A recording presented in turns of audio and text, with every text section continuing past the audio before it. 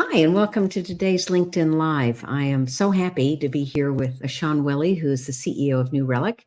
I know he's a highly anticipated guest on the show.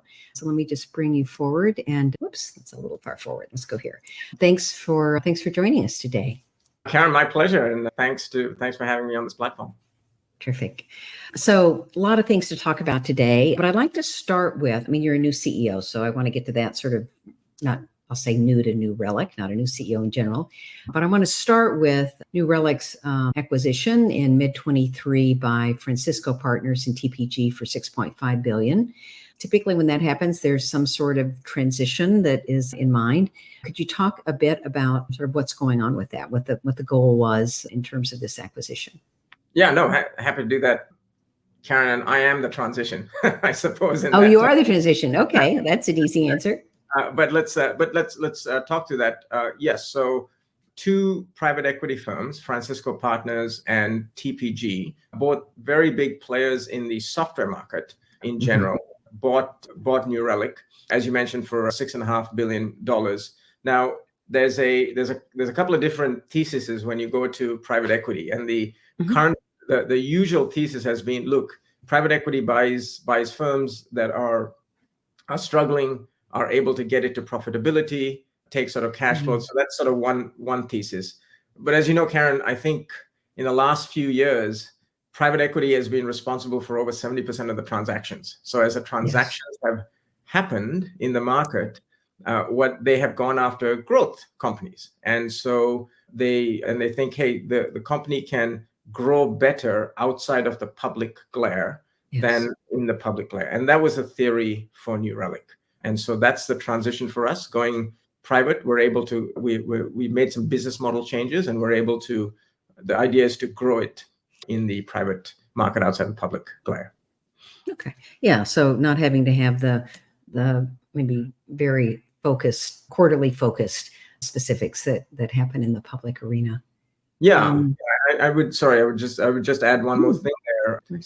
I had a similar journey at my prior company where I ran a cybersecurity company called Proofpoint, where they took it private, and we were able to grow it in pretty significant fashion outside the public glare. So the same thesis here.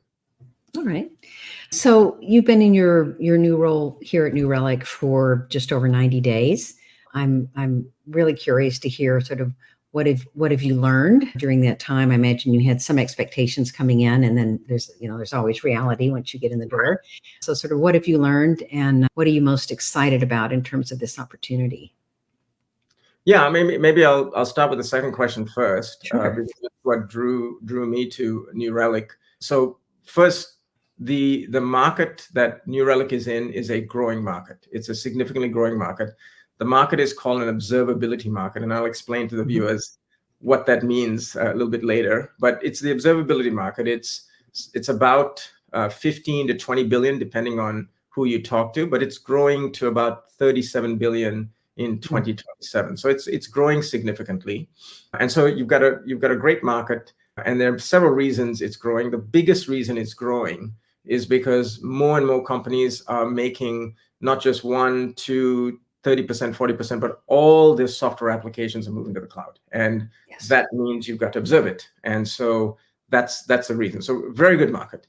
The second thing that's proven to be true is that New Relic pioneered this space back in 2008 and have made some significant investments in what we feel is sort of the next leap, and so all of that's true. So that's the opportunity for us, right? And so New Relic's done a really good job there. And what I've learned, as I came in, and I think most CEOs do this, but the first thing you do is get out to your customers, right? So I've talked to about 100 plus customers since I've been here, and they validated that, right? The market's growing, New Relic's in a really good position, and they also feel we are going where the market needs to be, the whole SaaS market, and that's into more platform, more consumption-based pricing or business model, if you will. So all of those are underlies for the opportunity. Okay. I'm thinking about 100 customers in 90 days. Yeah. That's a lot of listening to what's going on out there. How about internally? What did you discover internally from those that you've talked to?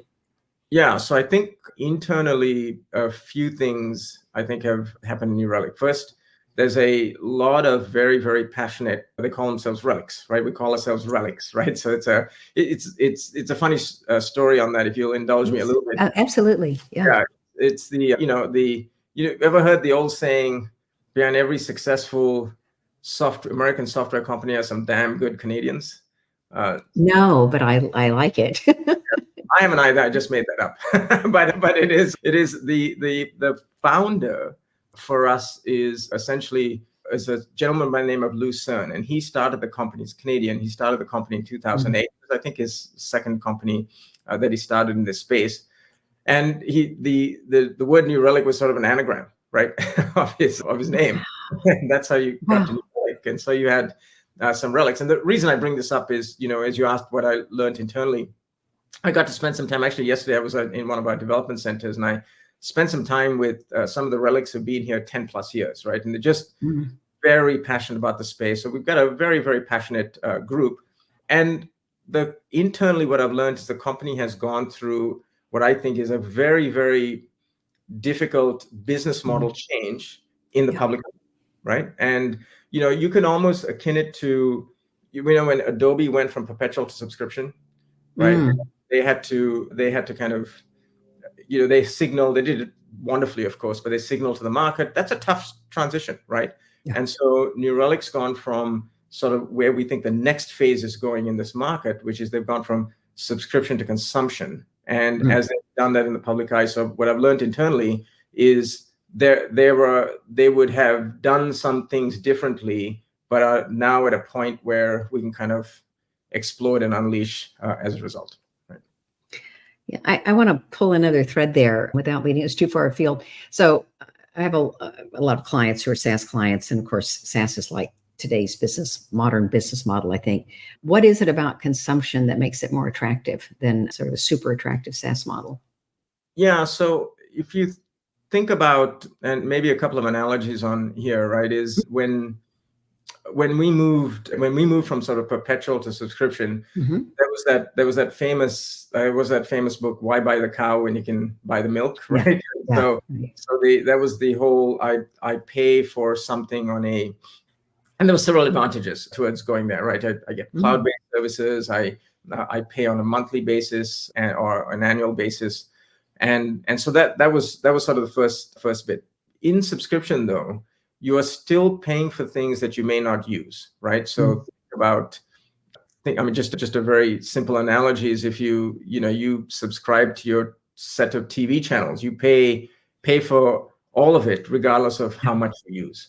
Now, the idea is that you can, in the consumer world, figure this out. The consumer world said, look, I can go buy a stream, right? I can buy just things that I want, right? Whether it's music I want, whether it's media I want. That hasn't been the case in the enterprise software space. The idea is that rather than go and just pay for sort of a suite, can I pay for the things that I actually use? And that's not easy, because to solve an enterprise standpoint, what metric do you use? How do I ensure predictability? Because people have budgets. Right. So all of those things have to have been worked on. And that's what we've been working on for the last few years. Okay. Sorry for any background noise. I live in an area with a lot of golfers, professional golfers. And so there are, I think you probably do too. Anyway, there are helicopters that fly over from time to time as they're coming and going from their golf tournaments. Yes. Okay. So that makes sense. So what are your visions and strategies for leading New Relic in this new chapter?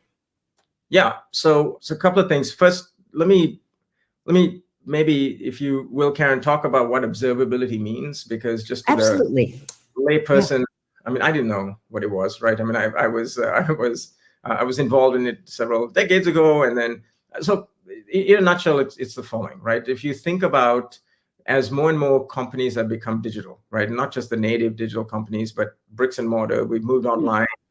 Everything has become much more magnified in terms of consequence. So, for example, we have a retail customer who on Black Friday, their websites go from 1 request per second to 300 requests per second, right? Because they're shopping, right? And for every second that site's down, it means lost sales, the opportunity to go to a competitor. That's an example. This streaming platform is a perfect example, right? You don't want any glitches, right, on this streaming platform, right? When Paramount streamed the Super Bowl, as an example, which was the largest domestic view in an absolute sense in US history. It had 130 million viewers overall for the Super Bowl. Now, I think as a percentage, the moon landing got higher, right? As a percentage, right? As a proportion. But this was... And although it was the moon landing, I think we can understand. It was the moon landing. The Chiefs winning a American World Cup sport or something, right? Yes, exactly. Yeah. But, you're totally right. But the point is, those have to go flawlessly, right? And so that's sort of one piece, the business piece. The technology piece is what's happened, Karen, is building those applications have become more complicated than ever. The reason that is because everything's moved in the cloud. You build with microservices, you build through multiple clouds. You could be in Azure, you could be in AWS, you could be in GCP, the geographic pieces. So stitching all of that together and finding out what's going wrong or what's going right on a real-time basis is very difficult. And so what observability players like ourselves, leading observability players, we're able to stitch all of that together and tell you if there's a problem before the problem occurs. So that's observability, right? And so where are we going as a result? Lucerne invented the space, right? And so he invented the space back in 2008. And essentially, we made it a big data problem, right? So look, if we can get a bunch of data, we can then tell you what's going on with your platform and how to thwart any issues ahead of it. And so where are we going? The market, there's a few different areas in terms of a few different areas. One is the observability space overall is looking at 3 major trends. The first is AI, right? Everyone is sort of, the answer is AI. What's the question, right? Type thing is the thing. So there's a big space. There's a big area where we're going to play there, and we were the first to release AI capabilities in this space. The second is we want to democratize observability. There are roughly about 50 million engineers out there. Only about 2 million are using observability, and so there's a huge opportunity for us to democratize, get more people to use it. Not just with the practitioners, but also the business owners, because as a business owner, you'd want to know if your application is up on Black Friday or not. And then I think the third area where you'll see us move into is there's some very logical adjacent spaces like cybersecurity, right? That you'll see observability move into. So we're big players in all 3. Great. Oh, thanks for making that so understandable. You mentioned Super Bowl, Black Friday. How do you work with giants like Paramount and Verizon and obviously your retail customers to get ready for high traffic events like that? Yeah, that's a really good question. Now, look, I mean, I wish, and I do say the product speaks for itself. It's a really good product, and people have built processes around it. However, big events like that, we internally have essentially a hyper-vigilant mode that we have in which for something like a Super Bowl or a Black Friday or whatever, a Formula One streaming event, whatever that is, right? Those type of events, we have a process in which we do some pre-checks with the customer. We're standing by with everything that we can to support those type of events. They're just too high stakes for us not to. Yeah. Okay. So I want to shift a little bit and move from New Relic to sort of your leadership of New Relic, because I know a lot of people who watch this are very interested in leadership in addition to leadership strategy. Could you talk a bit about sort of your leadership journey? I think you started maybe as a systems engineer, if my research was right. Yeah, that's right. So maybe a personal journey, and from a personal journey standpoint, I started out in I mean, I started way back in the bowels of engineering, way back, right? And then I moved to more customer facing type roles as a systems engineer, more in the go to market space. But Mhm. that just from an overall leadership standpoint, I think, Karen, I've taken as many jobs in many areas as I could just to learn. And so I ran everything from just strategy. I ran channels for a little while. I've run sales for a bit. I've run product. I've run engineering just to get a good, well-rounded view. So I did take a few lateral moves, quite a few to do that, right? And sometimes in some cases, even lateral and down, right? But the Mhm. learnings were invaluable, right? It rounds you out.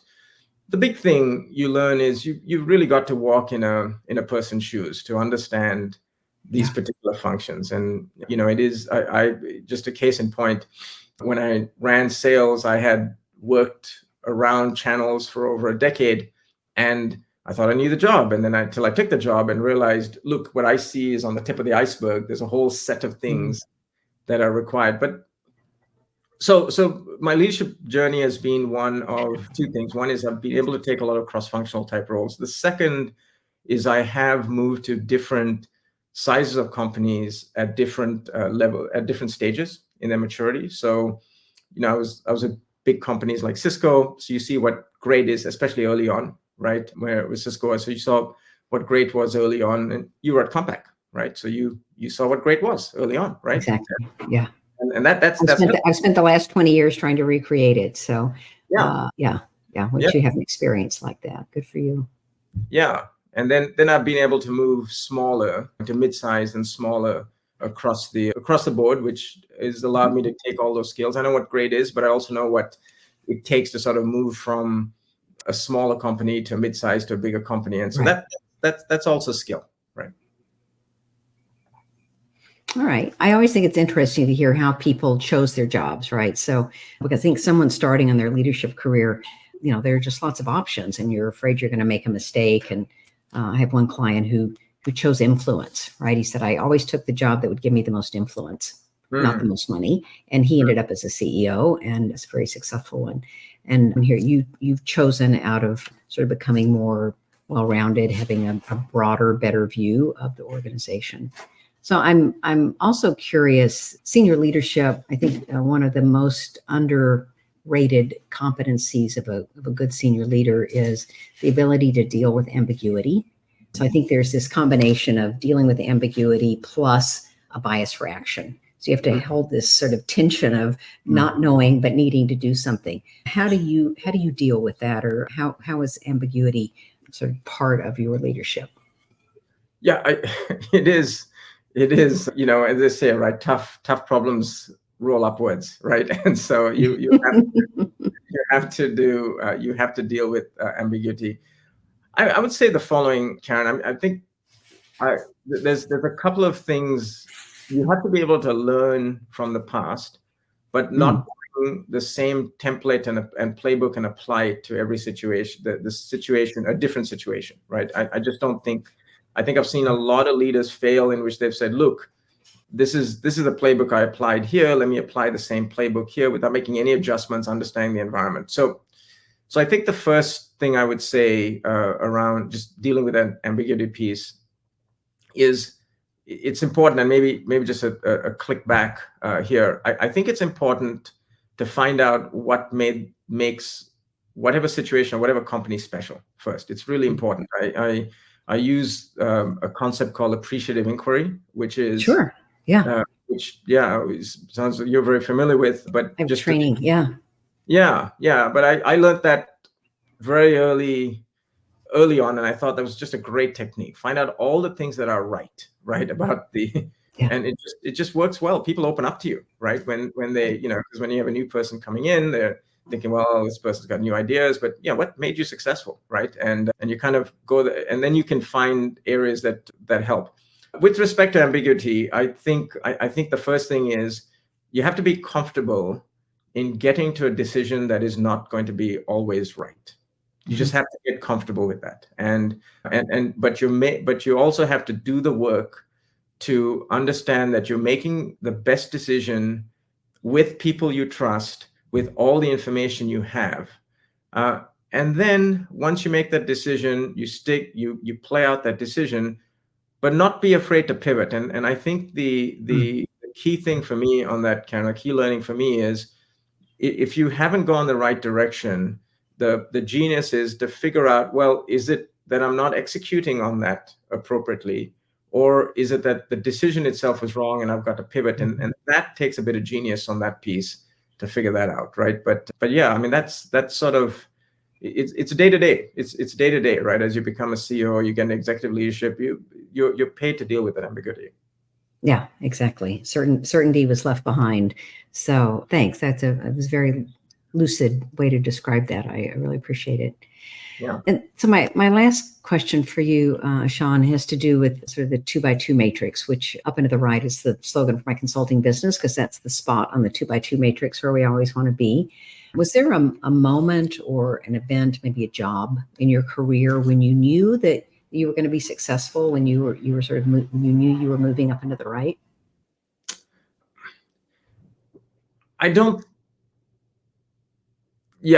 Yeah, I would say that. If I were to recall, it's a good question. It's a good question. It made me think about this one, right? And so if I think through, I think the big, a couple of things for me. The first is I keep a pretty, I'd say a relatively good-sized mentor group, right? And that mentor group are people from all walks of life, from different areas in life, and some of them are executive coaches, some of them are ex-CEOs, some of them, frankly, are at different levels in different companies.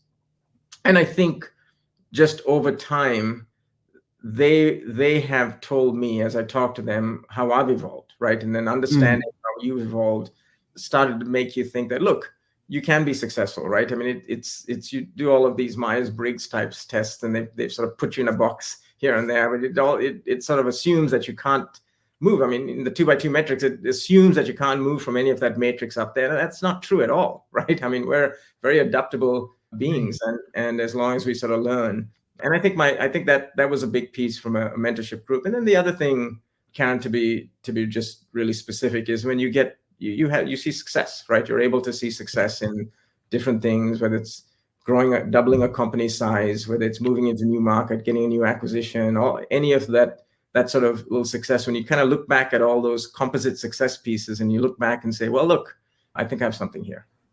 Yeah, terrific. All right. Well, thank you so much for joining us today. We're talking with Ashan Willy, who's the new CEO of New Relic. I learned a lot, and I'm sure all those who are listening have as well. Thanks again for the time, and best of luck to you and your team. Thank you, Karen. My pleasure.